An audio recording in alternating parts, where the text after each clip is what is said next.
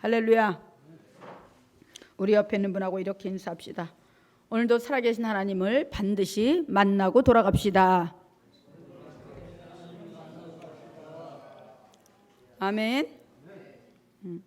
오늘은 누가복음 11장 1절에서 13절의 말씀을 가지고 형통의 삶으로 이끄는 기도, 이와 같은 주제로 은혜를 나누고자 합니다.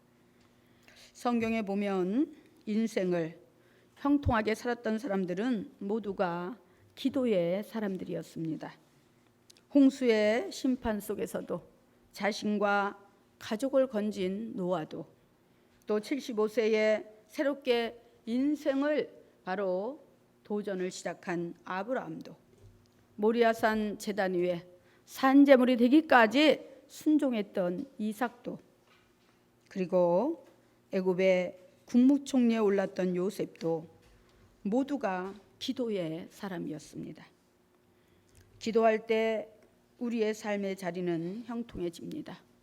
왜냐하면 기도할 때 하나님의 뜻을 발견하게 되고, 또 하나님의 뜻을 발견하면 하나님께서 우리의 인생의 운전대를 바로 하나님께 온전히 맡길 수가 있기 때문인 것입니다. 기도하지 않을 때는 내 인생은 나의 것이라며 내 생각과 의지대로 일방통행을 하며 나아가게 되는데, 기도하면 내 인생은 나의 것이 아니라 하나님께서 나의 주권자요 주인이라는 것을 깨닫게 되고 하나님 앞에 맡기게 되는 것입니다. 그래서 우리는 기도해야 하는 것입니다. 그렇다면 우리가 어떻게 기도해야 되고 무엇을 위해 기도해야 할까요? 첫째로 하나님의 영광과 의를 위해 기도해야 합니다. 누가복음 11장 2절에서 보니까 이렇게 말씀합니다. 예수께서 이르시되 너희는 기도할 때에 이렇게 하라. 아버지여, 이름이 거룩히 여김을 받으시오며 나라에 임하옵시며, 이렇게 말씀합니다.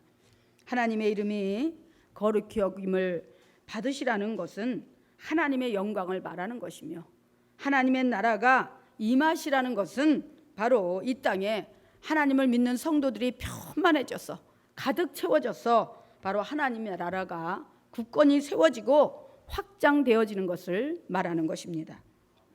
왜 주님께서는 이런 기도를 하라고 하시는 것일까요? 그 이유는 하나님께서 태초에 바로 천지를 창조하시고 인간을 지으실 때 하나님께서 영광을 받으시기 위해서 하나님 나라를 이 땅에 든든히 아름답게 세우시기 위해서 그렇게 하나님께서 이 땅에 모든 만물을 지으신 것입니다. 또한 하나님께서 온 천하 만물 중에 왕이요 주권자이시기 때문입니다. 또한 그의 손에 지음받은 피조물인 인간은 바로 하나님 나라 백성이요, 그리고 장차 영원히 하나님과 함께 다스릴 저 천국을 유업으로 물려받을 하나님의 자녀들이기 때문입니다.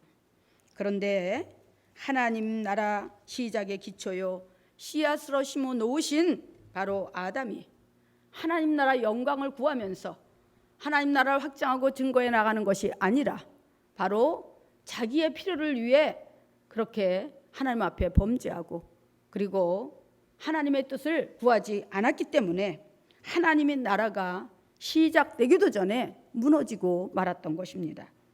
계속해서 하나님께서는 하나님 나라를 세울 일꾼들을 두루 찾으셨지만 하나님의 영광보다는 자신의 영광을 구하고 하나님의 나라를 확장하고 성장시켜 나가기보다는 자기의 의를 추구하며 자기의 영토를 그렇게 넓혀 나가기를 그렇게 애쓰고 힘쓰면서 그렇게 세상적으로 살아가는 그런 사람들 때문에 하나님의 나라는 좀처럼 확장되지 못했습니다. 지금도 마찬가지입니다. 주님은 땅끝까지 이르러서 하나님의 나라를 확장해 나가라고 하셨지만 우리는 내 주변에 공간조차도 확보하지 못하고 있습니다. 세상에 사람은 무수히 많아도 하나님의 백성은 많지 않습니다. 세상에 바로 하나님의 그 교회는, 하나님의 성전은 정말 우후죽순으로 너무 많이 세워져 있지만 그 속에 하나님의 백성들은 채워져 있지 않습니다. 왜 그럴까요? 온 인류의 통치자가 하나님의 사실을 모르기 때문입니다.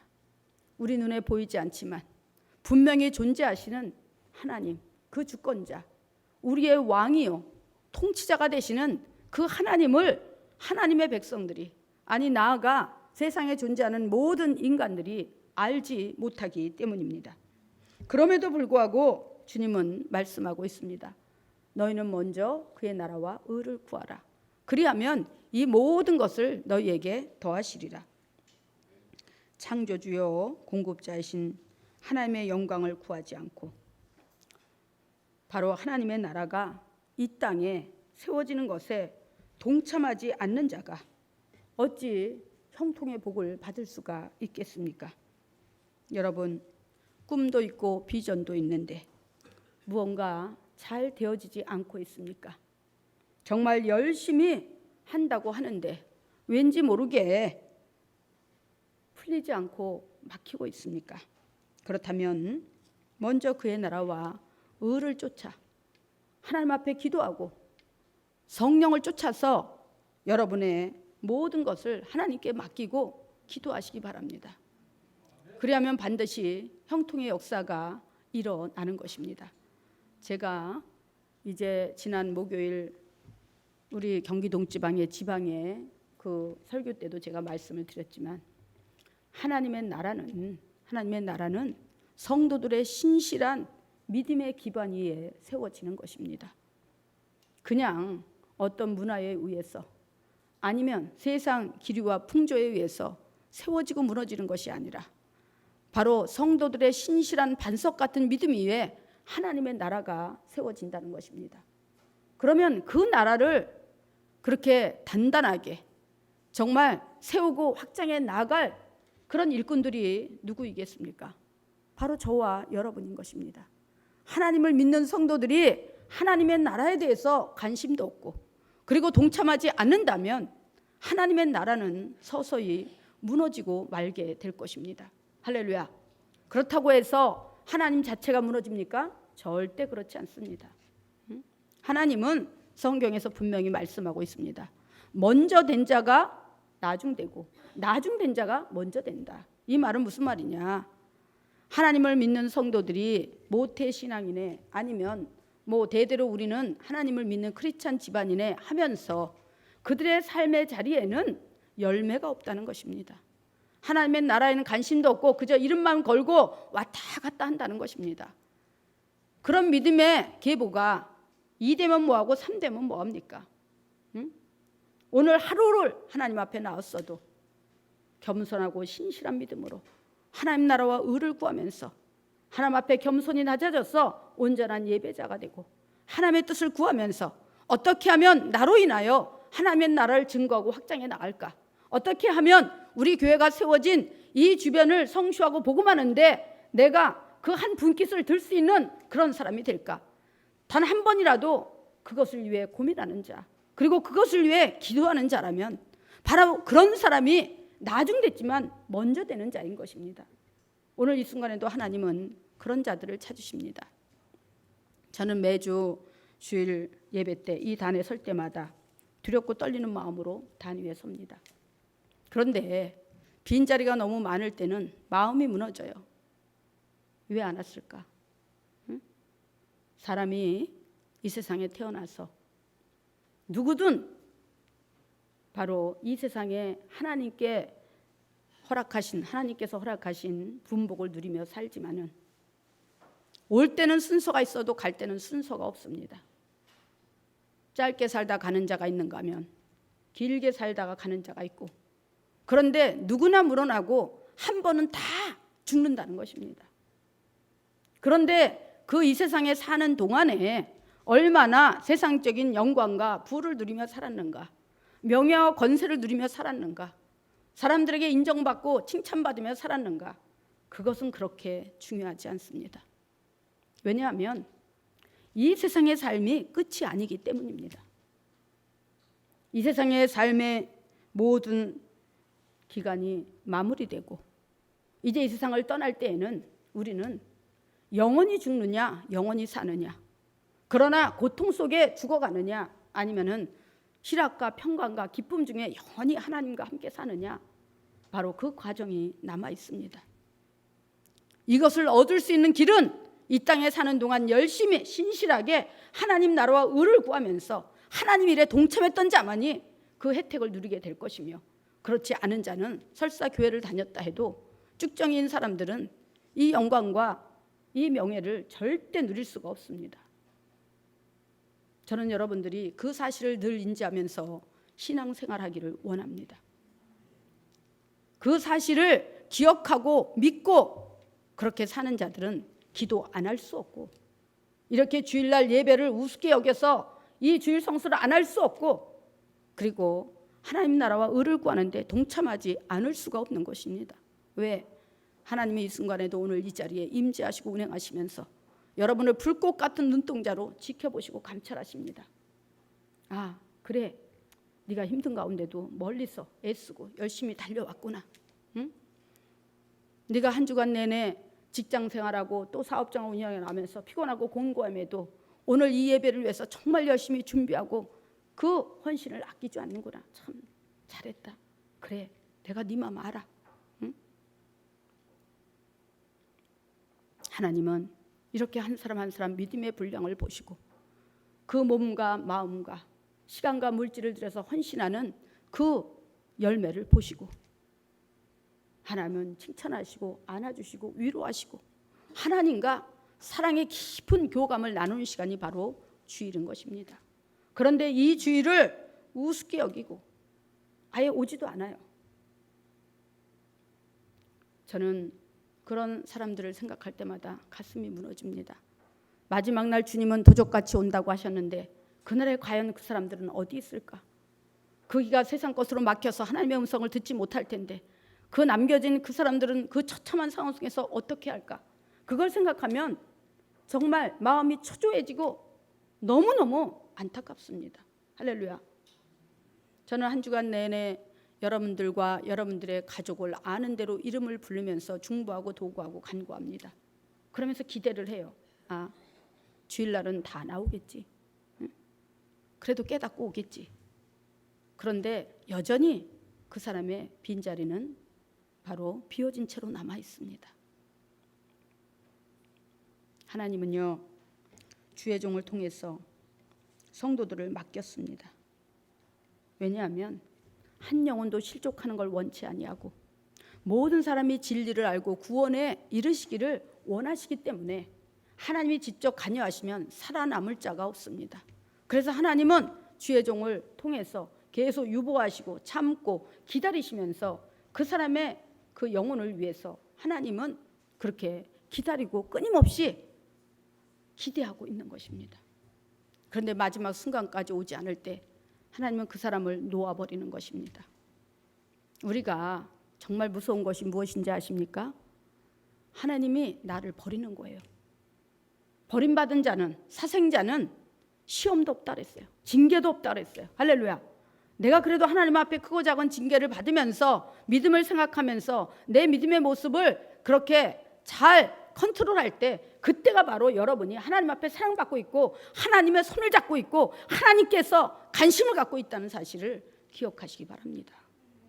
여러분이 세상길로 끝없이 달려가도 하나님의 제동을 걸지 않으면, 브레이크를 걸지 않는다면 그게 다행인 것이 아니라 하나님이 여러분의 손을 놓아버렸다는 사실을 기억하시기 바랍니다. 할렐루야.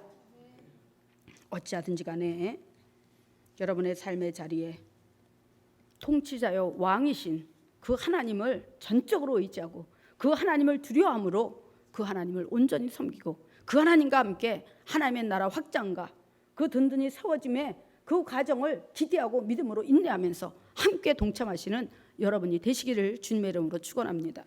그 다음에 두 번째는 날마다 일용할 영의 양식을 구하는 기도를 하시기 바랍니다. 누가복음 11장 3절에 보니까 이렇게 말씀합니다. 우리에게 날마다 일용할 양식을 주옵시고, 문자 그대로 해석하자면 일용할 양식은 날마다 우리가 살아가기 위한 육신에 필요한 양식을 말하는 것입니다. 그러나 시대가 바뀌고 삶의 수준이 높아지면서 지금 이 시대에 밥을 굶는 사람은 그리 많지 않을 것입니다. 물론 저 아프리카 지역이나 북한에는 아사자들이 밥을 굶어서 죽어가는 그런 사람들이 많이 있다는 얘기도 들었습니다. 그러나 무엇보다 우리가 구해야 되는 것은 육의 양식이기 전에 영의 양식을 구해야 하는 것입니다. 하루를 건강하게 살아내려면 육신의 양식이 필요하듯이 우리가 영육 간의 강건함을 얻고 날마다 승리의 삶을 살려면 영의 양식이 필요한 것입니다. 왜냐하면 인간의 육체는 육적인 것과 영적인 것, 이렇게 복합적인 그런 존재로 지어졌기 때문입니다. 그러므로 육적인 것과 영적인 것을 필요적절하게 채워줘야 하는데, 그러려면 우리는 창조주여 공급자가 되시는 우리의 모든 필요를 채워주시는 그 하나님 앞에 간절히 날마다 기도해야 하는 것입니다. 우리가 잘 아는 조지 물러 목사님은 평생에 5만 번이나 기도 응답을 받았습니다. 그는 2,000명의 고아를 거느리고 고아원을 운영하는 고아원 원장이었습니다. 그런데 지금 이 시대는 먹을 것이 많이 있고 또 후원도 많이 해서 또 국가적인 차원의 보조도 있기 때문에 또 넉넉히 그렇게 운영해 나갈 수가 있을지 모르겠어요. 그런데 그때 당시는 너무나 어렵고 힘든 그런 상황이었습니다. 그럼에도 불구하고 조지 물러 목사님은 2,000명이나 되는 고아원을 단 한 번도 굶긴 적이 없다고 합니다. 왜 그랬을까요? 그는 늘 하나님 앞에 기도했다는 것입니다. 그들이 먹을 그 접시를 놓고, 그리고 그 포크를 거기다가 앞에다 놓고, 저녁에는 아침에 먹을 그 식사를 한 번도 준비해 본 적이 없습니다. 왜? 하나도 없기 때문에. 음식의 식재료가 아무것도 없기 때문에. 그러면 고아들은 처음에는 아니 아무것도 먹을 것도 안 놓고 목사님이 왜, 원장님이 왜 식기도를 시키나? 왜 일용할 양식을 주셔서 감사하다고 왜 기도를 시키나? 아무것도 없는 빈 접시뿐인데. 그러면서 혹시 내 것만 그런가? 옆에를 두리번 거리면서 의아한 그런 눈초리로다가 그런 마음을 가지고 그렇게 앉아 있다고 합니다.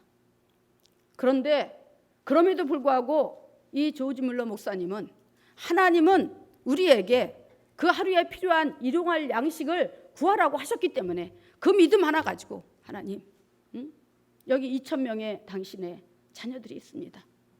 이들은 고아입니다. 하나님이 먹여주지 않으시면 아무도 이 아이들의 먹거리를 오늘 제공해 줄 사람이 없습니다.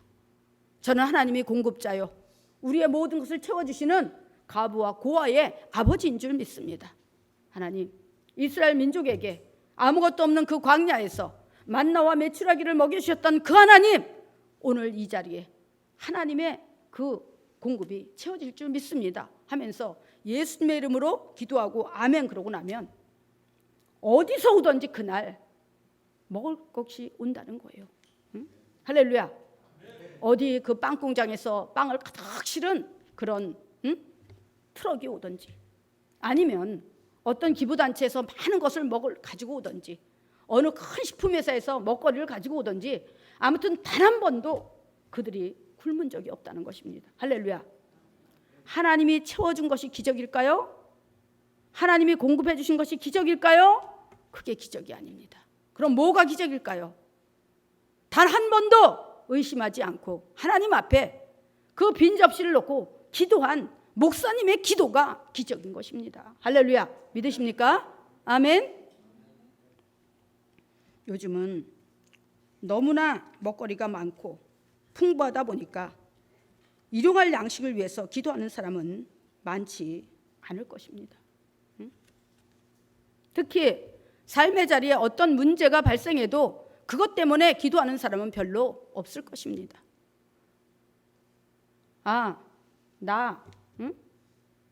내가 가진 게 좀 있으니까, 아는 사람도 좀 있으니까, 나 능력 있으니까, 아직 젊으니까 이러면서 설마 굶어 죽게 하겠어? 설마 내가 망하게 하겠어? 하면서 주변에 있는 것들을 바라보고 의지한다는 것입니다. 우리의 필요의 공급자라고 하신 그 하나님이 분명히 우리 가운데 함께 하시는데 왜 그 하나님을 의지할 줄 모를까요? 왜 그 하나님 앞에는 입을 열어서 기도할 줄 모를까요? 이것이 오늘날 바로 교회의 산 주소입니다. 우리가 하나님 앞에 기도할 때는 협박조로 아니면 명령조로 막무가내로 일방적인 통행을 하며 기도하는 것이 아니라 겸손히 무릎 꿇고 하나님의 주권을 인정하고 하나님의 공급하심을 기대하고 믿으면서 그렇게 하나님 앞에 조목조목 아뢰야 하는 것입니다. 간절히 아뢰야 하는 것입니다. 할렐루야. 응? 하나님은요, 어떨 때 가장 마음이 약해지시느냐?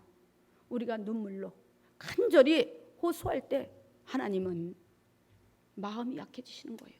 할렐루야. 할렐루야. 믿으십니까? 오늘 본문에서도 그렇게 말합니다. 어떤 사람이 가족들을 데리고 멀리 여행을 떠났는데 여행 중에 여행 부비가 떨어졌어요. 어떻게 할까요? 그러자 그는 가장 친한 친구를 찾아갔습니다. 그것도 소문에 들으니까 자기들이 어려움을 당하고 있는 그 지역에 자기 그 옛 친구가 하나 살고 있다고 얘기를 들었습니다. 그래서 늦은 밤에 그 친구를 찾아갔습니다. 그리고 문을 두드리면서 간절히 도움을 청합니다. 여보게, 늦은 밤에 내가 어쩔 수 없는 상황에서 이렇게 면목 없지만 자네를 찾아왔네. 응? 나 혼자 왔으면 괜찮은데 어린 아이들 데리고 이렇게 여행을 오다 보니 생각지 않은 일이 생겼네. 부비가 떨어졌네. 당장 오늘 저녁에 먹을 식사비도 없고 잠잘 숙박비도 없다네. 여보게, 미안하지만 일어나서 좀 나를 좀 도와주면 안 되겠나? 그러니까 그 친구는 뭐라 그래요? 여기는 그렇게 자세한 상황이 나와 있지 않지만 늦은 밤이니까 이미 잠자리에 들었을 것입니다. 잠옷으로 갈아입고 자녀들과 더불어서 이제 평안한 수면을 취하기 위해서 잠잘 준비를 하고 있는데 그 시간에 그 친구가 찾아오니까 참 입장이 난처한 거예요. 귀찮기도 하고. 그래서 우리가 이미 늦은 시간이라 가족이 모두 잠자리에 들었으니까 내일 아침에 오면 안 되겠나? 그러니까 이 친구가 어떻게 해요? 계속해서 강청을 하는 거예요. 여보게, 응? 내가 어린 아이들과 같이 왔다고 하지 않았나? 자네도 어린 자녀들이 있지 않나? 응? 나는 굶을 수 있지만, 나는 아무 데서나 잘 수 있지만 어린 자식들을 어떻게 그렇게 하겠나? 내 자네 입장 충분히 이해하네. 그렇지만 내가 지금 이런 급한 상황이니까 좀 귀찮더라도 일어나서 좀 날 좀 도와주게 부탁하네 하면서 간절히 간청을 하니까 이 친구가 어떻게 해요? 일어날 수밖에 없는 거예요. 마음이 약해졌어. 응? 강청을 하는데 그걸 외면할 수가 없는 거예요. 그러니까 일어나서 그 필요한 대로 주었다고 오늘 성경은 말씀하고 있습니다. 할렐루야. 하나님도 마찬가지예요. 응? 하나님 주려면 주고 말려면 마세요. 기도하다가 응답 안 받으면 그냥 집어쳐버리고, 응? 아우 내가 그전에도 기도했는데 하나님 응답 안 하셔. 난 기도의 은사가 없나 봐. 하나님이 내 기도는 안 들으시나 봐. 이러면서 그냥 중도하차해버리고, 그럼 하나님이 어떻게 할까요? 안 주시는 거예요. 네가 정말 발등에 불 떨어져 봐라. 그럼 네가 기도 안 하겠어? 넌 아직도 내가 필요하지 않은 거야. 넌 급하지 않은 거야. 하나님이 계속 시간을 유보하고 딜레이 시키는 것입니다. 그런데 우리가 간절히 하나님 앞에 나와서 하나님, 저는 하나님의 도움이 필요합니다. 아무리 사방을 둘러보아도 제 도움을 채워줄 자가 없습니다. 그 하나님은 어떤 하나님이에요? 졸지도 아니하시고 주무시도 아니하시고, 응? 우리의 필요를 채워주는 공급자 하나님, 우리의 들고남의 모든 출입을 감찰하시고 지켜보시는 하나님, 그 하나님 앞에 우리가 간절히 기도하고 간절히 구하면 하나님은 어떻게 해요? 안 줄 수가 없다는 것입니다. 할렐루야. 응? 하나님은 우리 눈에 보이지 않습니다. 그래서 유일하게 하나님과 교감할 수 있고 소통할 수 있는 문으로 열어놓으신 그 과정이 바로 기도라는 과정입니다. 기도라는 코스입니다. 할렐루야. 응? 그 기도를 통해서 우리는 우리의 모든 삶의 자리에서 하나님과 함께 하는 것을 깨닫고 그 하나님께 구하면서 그 하나님과 함께 우리의 인생의 길을 걸어가는 것입니다. 할렐루야. 믿으십니까?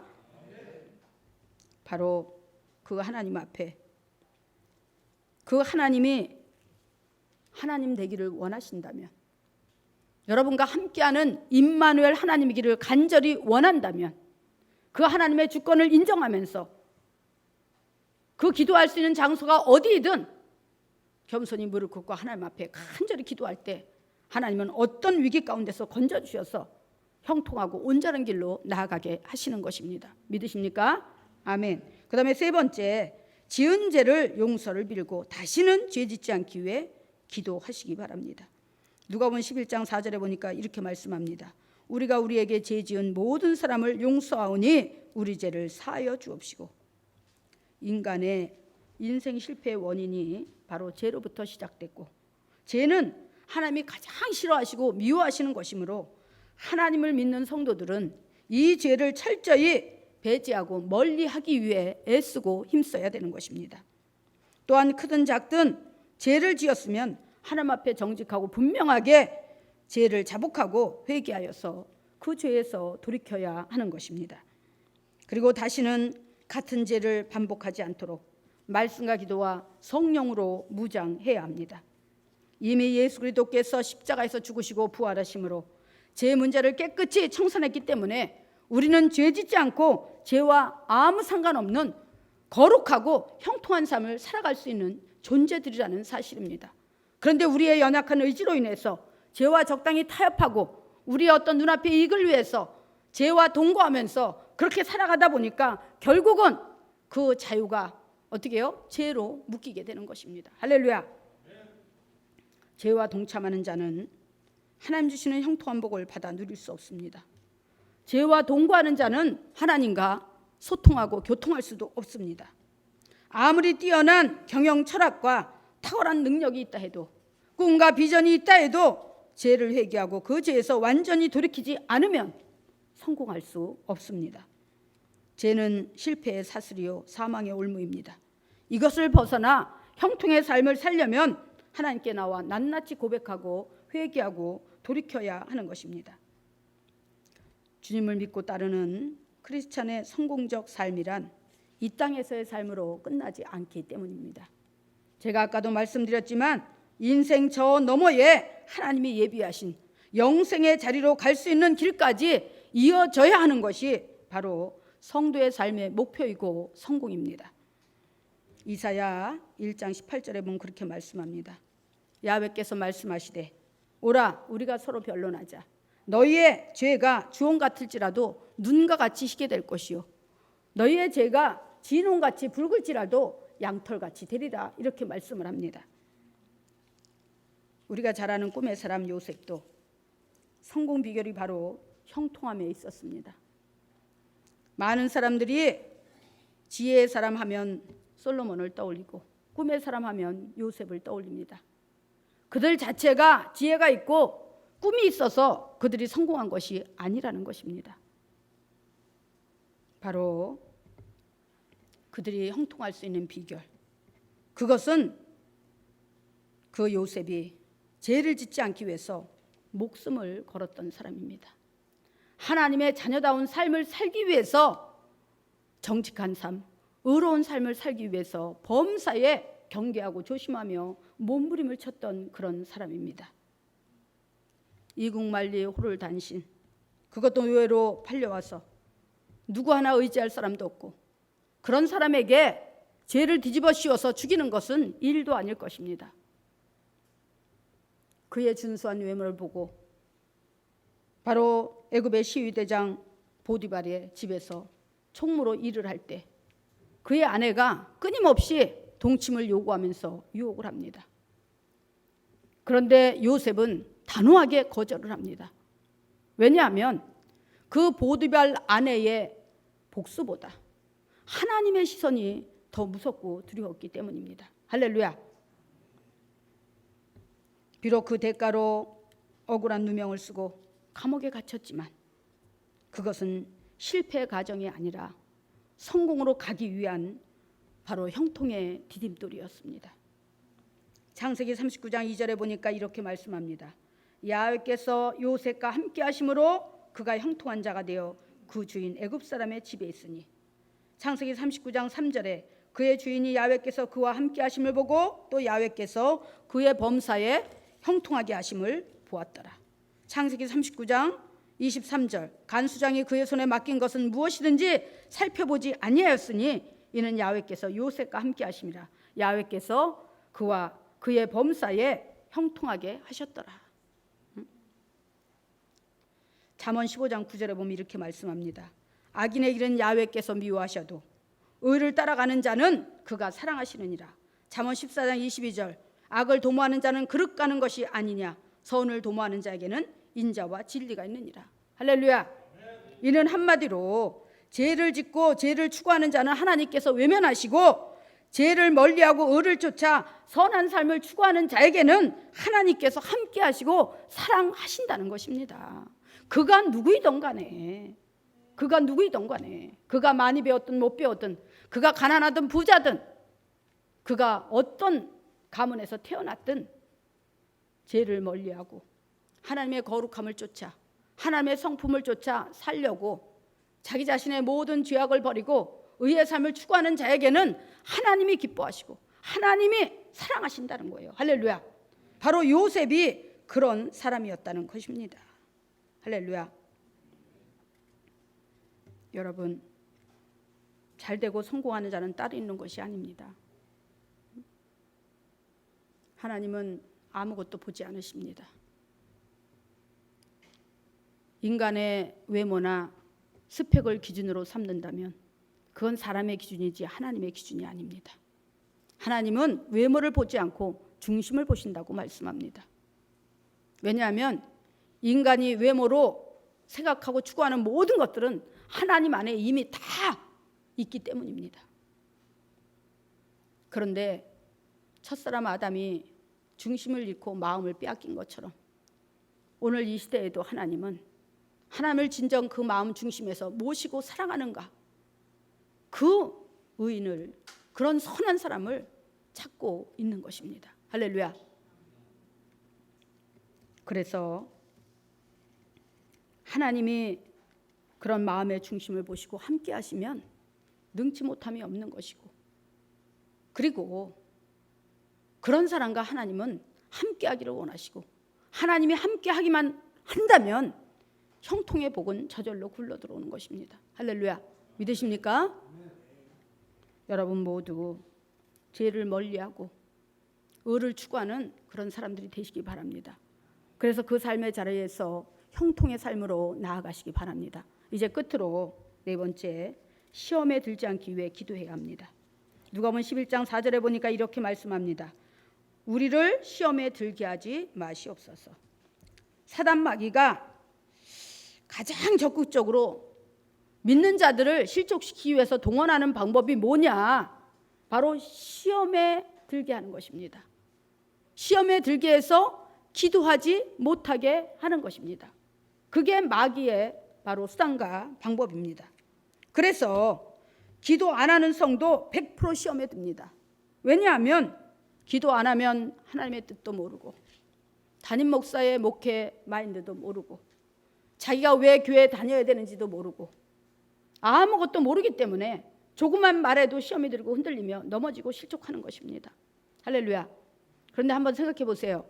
여러분이 세상에 나가서 잘못했을 때 누가 여러분 야단치면 자존심 상하죠? 그렇죠? 응? 그리고 막 혈기 부리고 또 육탄전도 벌어지고 또 어떤 복수도 하고 막 이러죠? 그게 세상입니다.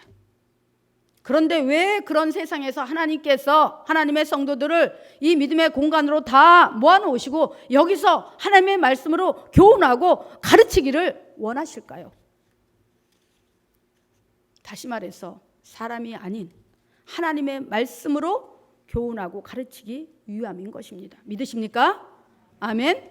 그렇다면 하나님께서 하나님의 도구여 통로로 세우신 주의 종이 여러분의 신앙의 잘못된 모습을 지적하고 훈계하고 책망하고 올바로 세워주지 않으면 누가 할까요? 그리고 성도들이 그것을 듣기 싫어하고 시험에 든다면 이 믿음의 공동체가 계속 유지되겠습니까? 구원받을 수 있겠습니까? 믿음이 성장할 수 있겠습니까? 못하겠죠? 할렐루야. 그래서 우리는 하나님의 말씀에 노맨이 아니라 아멘, 하나님의 말씀에 전적으로 동의합니다. 하나님의 말씀이 맞습니다. 이렇게 우리가 아멘을 외치고 화답하는 것입니다. 할렐루야. 그런데 바로 그 사단 마귀가 하나님의 자녀에게 교회에 나와서 주의 종의 조그만 말에도 시험 들게 만들고, 잘못된 것을 책망하고 야단치면 그것 때문에 시험에 들고, 그래서 하나님을 떠난다는 것입니다. 그런데 제가 지금까지 20년 넘게 목회를 하고 10년가량 평신도 이렇게 또 일꾼으로 일을 하면서 제가 지켜보고 깨달은 것은 늘 기도에 힘쓰는 자는 시험에 들지 않는다는 것입니다. 잠깐 시험에 들었다가도 자기 자신을 돌아보고 깨닫고 다시 다잡아서 하나님 앞에 나온다는 것입니다. 할렐루야. 우리가 눈에 보이는 것이 전부가 아닙니다. 주님은 제자들에게 그렇게 말씀을 하셨습니다. 시험에 들지 않기 위해 깨어 기도하라. 할렐루야. 깨어 기도하라. 에베소 6장 12절에서는 그렇게 말씀합니다. 우리의 싸움은 혈과 육에 대한 것이 아니요 정사와 권세와 이 어둠의 세상 주관자들과 하늘에 있는 악의 영들에게 대함이라. 우리 눈에 보이는 물리적인 것과의 싸움이 아니라는 것입니다. 우리 눈에 보이지 않지만 분명 존재하는 그 악한 세력과의 싸움이라는 것입니다. 그래서 그 악한 세력이 믿음이 없는 자들, 또 세상에 속한 그런 자들에게 자꾸만 어떻게 해요? 시험에 들게 만들고 분쟁을 하게 만들고 혈기 부르게 만들고 이래서 계속해서 분쟁을 일으키고 싸움을 걸게 만든다는 것입니다.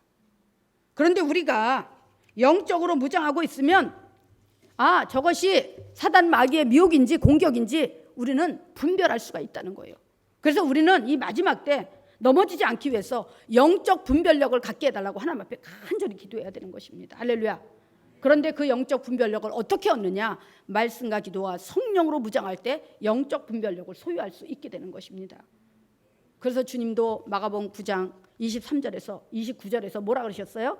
29절에서 사단 마귀와의 싸움, 영적인 싸움에서 시험에 들지 않고 승리할 수 있기 위해서는 기도밖에 없다 그랬어요. 할렐루야. 기도 외에 다른 것으로는 이런 능력이 나갈 수 없느니라. 할렐루야. 여러분, 항상 깨어서 기도하시기 바랍니다. 기도할 때 전능하신 하나님, 공급자 하나님, 인도자 하나님에 대해서 깨닫게 되고, 그리고 그 하나님께 우리의 인생의 운전대를 온전히 맡길 수가 있는 것입니다. 여러분이 기도할 때 이 나라가 살고 교회가 살고 여러분의 가정이 살고 사업장이 살고 직장이 살고, 그러므로 하나님의 나라가 든든히 세워지고, 하나님의 나라가 든든히 세워지면 그만큼 하나님의 그 말할 수 없는 위대한 영향력이 이 세상에 편만한 것을 말하는 것입니다. 그럼 사단 마귀가 믿는 자들을 공격할 수 있을까요? 절대 없는 것입니다. 할렐루야. 그러므로 여러분들 지금부터 여러분이 형통한 삶을 살기 위해서 오늘 이 순간부터 기도를 시작하시기를 주님의 이름으로 축원합니다. 기도하겠습니다.